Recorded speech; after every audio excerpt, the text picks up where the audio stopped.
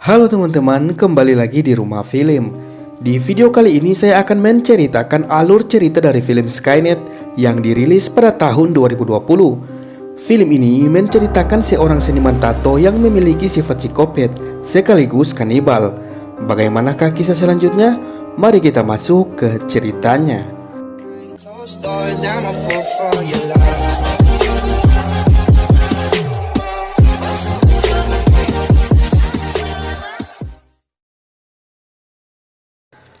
Film dibuka dengan memperlihatkan seorang pria yang bernama Nathan. Ia adalah seniman tato yang bekerja di sebuah bar tato. Dia juga merupakan psikopat yang sadis, dan cara mendapatkan korbannya dengan menunggu saat pelanggannya datang, lalu membawa mereka makan malam. Dan setelah itu korbannya dibawa ke suatu tempat untuk dieksekusi. Caranya beragam, mulai dari menembaknya, dipukul sampai mati, dan menusuknya dengan pisau. Setelah dibunuh, dia memakan daging korbannya dan sebagian diberikan ke buaya peliharaannya. Tidak itu saja, dia juga mengambil kulit korban untuk dijadikan sebuah kain berbahan kulit manusia, lalu menjualnya ke situs dark web. Produknya tersebut juga dibeli seorang YouTuber bernama Jack. Jack juga mereview produk tersebut. Gimana? Sampai di sini apakah kalian masih kuat? Oke, lanjut. Suatu hari, Nathan kedatangan pelanggan yang bernama Mia. Dia ingin dibuatkan tato di tangannya. Setelah semua selesai, Nathan mengajak Mia untuk makan malam bersama. Mia pun menuruti ajakannya. Setelah selesai makan, Nathan mengatakan akan mengantarnya pulang. Mia juga menerima ajakan Nathan. Lalu scene berpindah ke petinggi polisi yang bernama Di Jordan. Dia mendapatkan laporan dari seseorang tentang beberapa wanita yang hilang selama 3 bulan dan penemuan kulit manusia yang dijual di situs dark web. Lalu petinggi polisi itu menugaskan seorang polisi wanita yang bernama Eva untuk mencari tahu kasus tersebut. Eva kemudian mencari informasi tentang kasus itu dan selama 3 minggu belum membuahkan hasil. Diketahui bahwa pelaku juga bergabung di suatu organisasi keagamaan. Kemudian Eva juga bergabung dengan organisasi itu untuk melakukan penyamaran. Di situ Eva mendapatkan informasi bahwa dia bekerja di sebuah bar tato. Eva langsung pergi ke tempat itu dan mencoba menato dirinya. Di sini Nathan menato Eva dengan menggunakan metode skarifikasi, yaitu sebuah metode merusakkan kulit yang akan membentuk sebuah gambar. Eva masih belum curiga yang dilakukan Nathan. Setelah selesai, Eva langsung pergi dari tempat itu. Kemudian kulit Eva hasil dari skarifikasinya disimpan oleh Nathan di sebuah toples yang bertuliskan nama Eva. Di sini terlihat ada banyak toples di lemari tersebut, tentu saja berisi daging korbannya. Daging itu menjadi makanan sehari-harinya dan buaya peliharaannya. Pada suatu hari di pameran tato, Nathan dan Eva secara tidak sengaja bertemu kembali. Di sini mereka berkenalan dan jalan-jalan bersama. Setelah itu Eva pamit untuk pulang. Nathan juga pulang dan pergi ke ruangan rahasianya. Di ruangan itu ternyata ada Mia yang telah dia culik sebelumnya. Lalu Nathan membuka sebuah alat dan menjilati tatonya. Nathan berkata dirinya sangat enak. Lalu Nathan membunuhnya.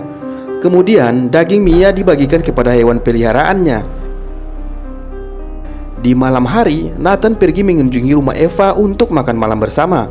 Saat makan malam, Nathan memberikan daging korban yang dia bawa kepada Eva. Eva menolaknya dan mengatakan dirinya vegetarian. Hal itu membuat Nathan sedikit kesal dan dia dengan sengaja menumpahkan minumannya ke Eva.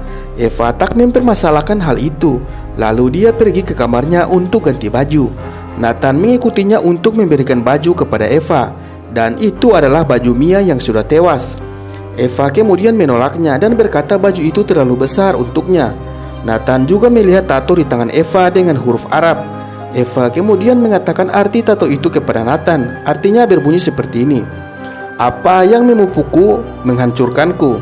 Nathan terlihat menyukai tato tersebut dan menginginkannya. Di sini Eva mulai mencurigai Nathan.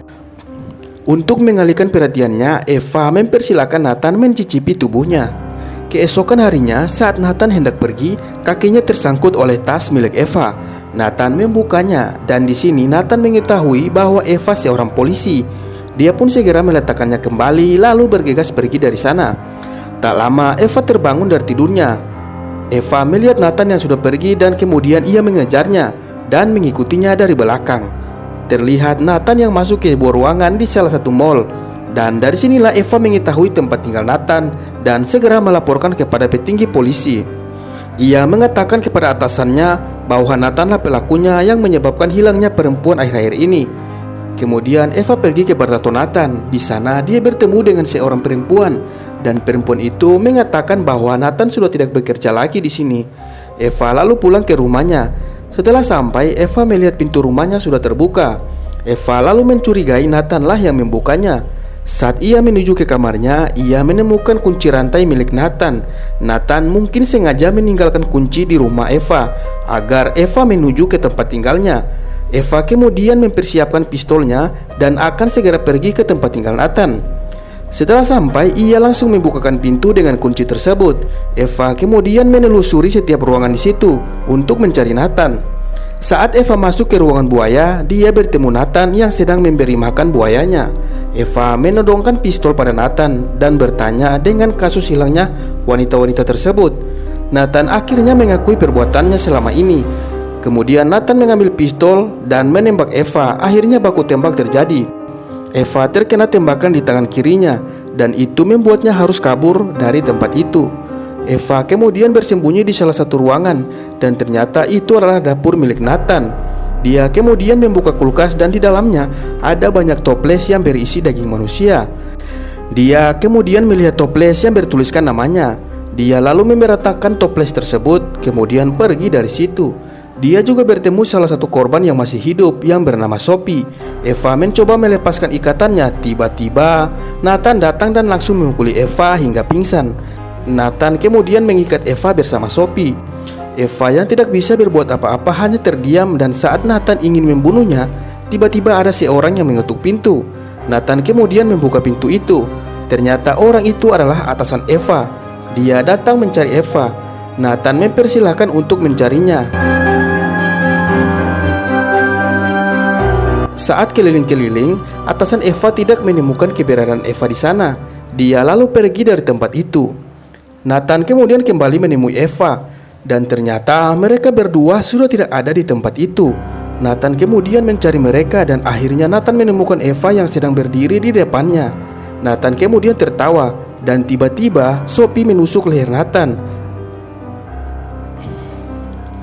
Dan Nathan mencabut pisau itu dan menusuk mata Sophie hingga tewas. Eva kemudian pergi ke Nathan dan mengambil pistol yang ada di belakang Nathan. Eva lalu menembaknya dan ternyata pistol itu tidak ada pelurunya. Nathan langsung mencekik Eva hingga pingsan lalu meninggalkannya di situ. Di sisi lain, atasan Eva pergi mengunjungi rumah Eva, tetapi Eva tidak berada di rumahnya. Di tempat itu ternyata sudah ada Nathan yang menunggunya. Lalu Nathan menabrak atasan Eva hingga tewas di tempat. Di pagi harinya, Eva sudah mulai siuman dan segera keluar dari tempat itu. Namun ternyata Nathan sudah mengunci pintu keluarnya dan itu membuat Eva menunggu selama 15 jam. Setelah itu datanglah polisi untuk menyelidiki tempat tinggal Nathan. Namun anehnya mereka tidak menemukan sama sekali bukti adanya pembunuhan di tempat itu. Nathan kemudian ditangkap dengan kasus tabrak lari yang sudah dilakukan kepada atasan Eva. Dan akhirnya dia divonis 4 tahun penjara.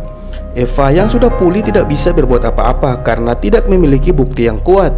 Di dalam penjara terlihat Nathan masih membuat tato untuk narapidana lainnya, namun tak mencoba membunuhnya. 4 tahun berlalu, Nathan sudah bebas dan dia dijemput seorang yang bernama Jack. Jack adalah seorang YouTuber yang sudah kita lihat di awal film tadi. Mereka berdua adalah satu keluarga di organisasi keagamaan. Kemudian mereka berdua pergi mengikuti upacara di organisasi mereka dan mereka mulai membacakan mantra. Dan mantranya berbunyi seperti ini: apa yang memupukku menghancurkanku. Kata-kata itu sama dengan tato yang di tangan Eva. Artinya Eva juga pasti ada keterkaitan dengan organisasi itu. Seperti yang sudah kita lihat tadinya, Eva bergabung dengan organisasi itu karena ingin mencari tahu Nathan. Dan tiba-tiba Eva ternyata berada di situ dan langsung menembak Nathan. Dan film pun selesai. Oke teman-teman, terima kasih sudah menonton sejauh ini. Buat kalian yang mau request film silahkan komen di bawah. Dan jangan lupa like, comment, share, dan subscribe. Sampai jumpa.